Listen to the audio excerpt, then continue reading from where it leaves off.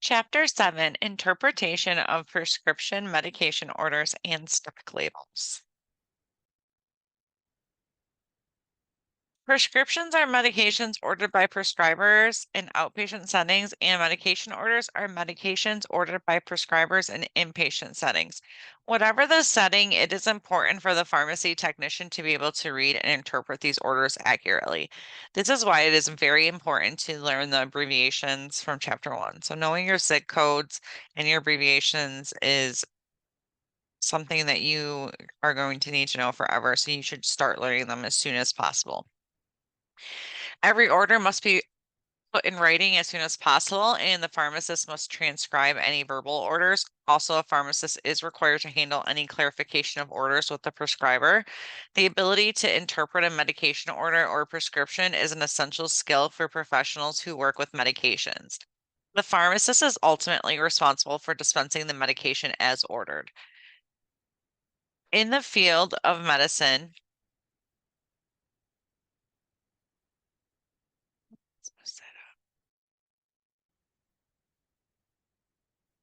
the pharmacist is ultimately responsible for dispensing the medication as ordered. A pharmacy technician has the training to perform most functions in the pharmacy. Because the field of medicine is always changing, staying current with new medications and new indications for older medications is essential. Patient safety is the most important aspect of dispensing medications. Knowledge of pharmacy includes pharmacokinetics, the movement of the drug through the body, and pharmacotherapeutics, the therapeutic uses and effects of drugs, whether beneficial or harmful. The field of toxicology includes the study of the adverse effects of chemical substances on the human body. It is important to learn normal ranges for medication doses so that you can check your calculations to see if your answers make sense. It is easier to check your answers for accuracy when you have an idea of what doses should be.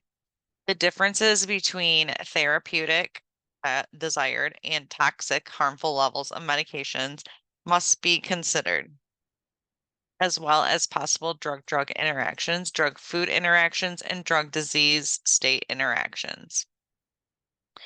A prescription is a means for a physician or other health professional to provide the information needed by the pharmacist to dispense the desired medication for a patient in an outpatient setting. It is an order written for a specific person by a medical professional licensed to prescribe for a specific condition. The rules about who may prescribe vary from state to state, so the statutes of the state of practice determine the legalities of prescription writing. As a legal document, the prescription indicates the medication desired and the directions for its use. The components of a prescription are included in 7.1. So we'll get to that. When typing prescription labels for the public, make sure that the instructions are clear and easy to understand. Begin oral prescriptions with take and always state the number of tablets, capsules, or milliliters as opposed to the strength. So we always want to assume that the patient has no medical background and would not be able to figure out how many tablets to take if we just wrote 25 milligrams or so on and so forth. For example, if the prescription is for 500 milligram and the medication comes in 250 milligram tablets, type take 2 tablets, not take 500 milligrams. Other direction words used include instill for eye or ear medication, insert for suppositories, apply for topical preparation and patches, and inhale for nasal and oral inhalers. A few medications, including insulin preparations, are prepared for subcutaneous use, in which case you could use inject subcutaneously or inject under the skin. Special training should be provided before a patient self-administers subcutaneous medications. So whenever in doubt on how to spell subcutaneous, just right under the skin. Here is figure 7.1, the elements of a prescription. And I have included that in the little handout for the chapter. So we have superscription is the symbol meaning take this drug. Inscription is the medication name, dosage form, strength and quantity desired. Subscription is the instructions for the pharmacist on how to compound if needed. The SIG is the directions for the patient, how much, when, and how long. And figure 7.2 has the elements of the label.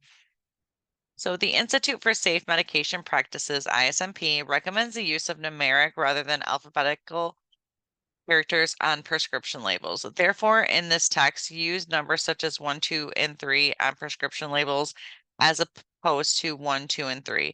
In its quest to reduce medication errors, the ISMP also recommends the use of numbers over ambiguous terms such as twice daily. So this should be written take 2 times a day. As seen in figures 7.1 and 7.2, a prescription must include the prescriber's address and phone number and the date it was written, whereas a prescription label includes the pharmacy's name, address, and phone number and the date it was filled. These concepts are bolded in those pictures. A prescription label also includes any necessary auxiliary labels which emphasize important extra instructions. Auxiliary labels include shake well, take with food, may cause drowsiness, and avoid alcohol. A prescription interpretation is how one would read the prescription without the use of abbreviations. The label directions are written for the patient in language that is easy to understand.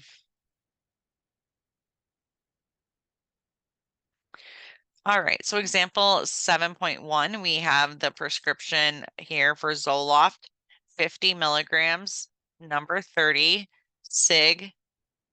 We have that I, which means 1, tab, POQAM. So this is why it's going to be really important to know your SIG codes because you're going to have to translate them.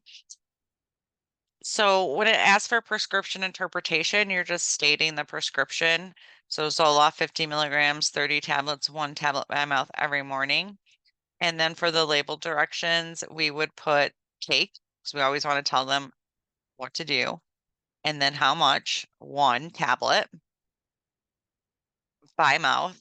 So what route are they going to take the medication and then how many times per day? And that's QAM, which is every morning. Example 7.2 is mycostatin oral suspension, 60 ml. The SIG is legit, then swish and swallow 5 ml every 4 to 6 hours.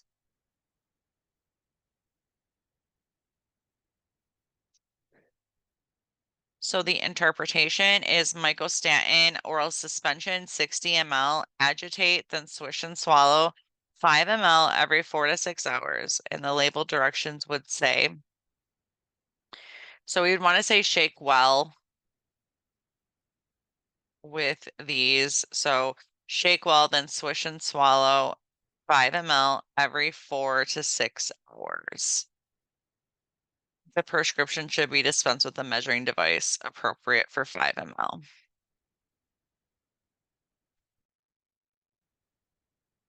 A medication order is a method of providing the same information found on an outpatient prescription, but it is used in an inpatient environment. Whereas a prescription is written for either the number of doses or length of time of therapy, a medication order tells a healthcare professional what drug or drugs should be administered, how to administer them, the strength of the medication, and the frequency with which they should be given to an inpatient.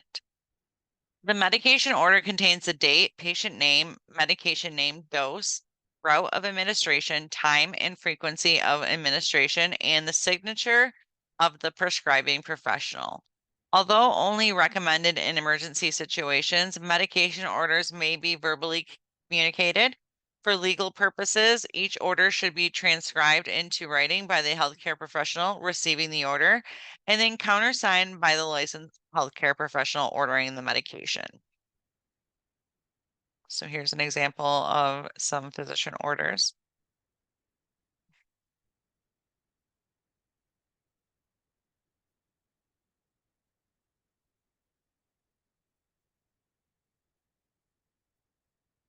When interpreting medication orders, simply restate the order without the use of abbreviations. Include the name of the drug ordered and strength because these are orders that will only be seen by other professionals. So our example 7.3 is discontinue naproxen 375 milligrams, start naproxen 500 milligrams by mouth BID. So we would just put discontinue naproxen 375 milligrams, start naproxen 500 milligrams by mouth twice daily. So for medication order that's going to another medical professional that's not going to the public, we assume and know that they have a medical background and know SIG codes and know what things mean. So we don't have to be as specific.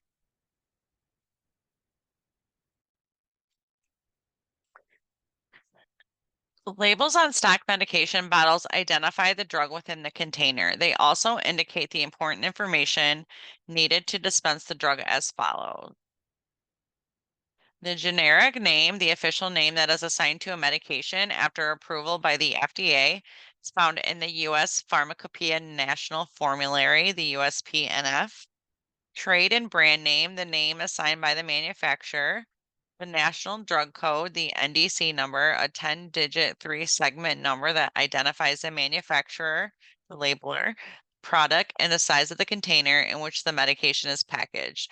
A universal product identifier in the United States. Strength, the amount of active ingredient found in the medication, such as micrograms, milligrams, grams, grains, units, or milliequivalents per dose. Total quantity of medication, the amount in the container as packed by the manufacturer. Dosage form, tablet, capsule, solution, suspension, suppository, etc. Name of the manufacturer, special instructions for mixing or compounding if indicated by the manufacturer, storage requirements for the medication, lot and batch numbers or control number of the medication that can be used for identification if the medication is recalled. The expiration date, controlled substance indicators as appropriate, indicated by a large C with the schedule number and Roman numerals within the C. One of the most important aspects of patient safety is the careful interpretation of the medication label. To ensure that the proper medication is provided, the label, the drug name, strength, form, expiration date, and NDC number should be read when taking the medication from the shelf before preparing the medication for dispensing and when returning the medication container to the shelf for storage. By reading medication labels carefully, you can reduce errors and avoid confusion, and the therapeutic potential of the drug is maximized. The pharmacy technician must be fully aware of the information on the label, including the expiration date, to ensure that the medicine dispensed is of the highest quality and exactly as ordered. All right, example 7.4, we have this label for nitrostat and we have some questions related to it in the example. So what is the NDC number? So every drug has an NDC number, and that's right here. The first set of numbers is the manufacturer. The second set is product identification, and the last one's package size. So if there was 1,000 count bottle of this medication, which there's not, but if there was, it would still have these same two.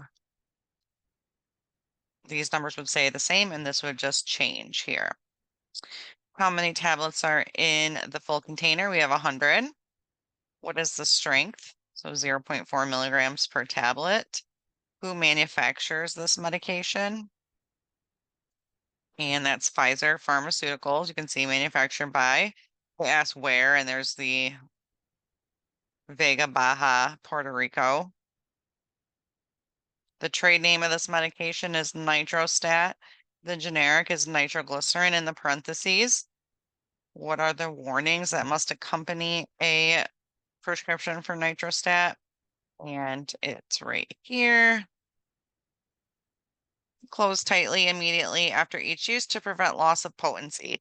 Keep these tablets in the original container. Do not crush, chew, or swallow Nitrostat tablets.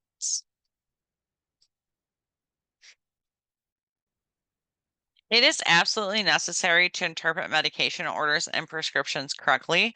There must be checks and balances among the prescriber, the pharmacist, and the person responsible for obtaining the medications for dispensing, such as the pharmacy technician.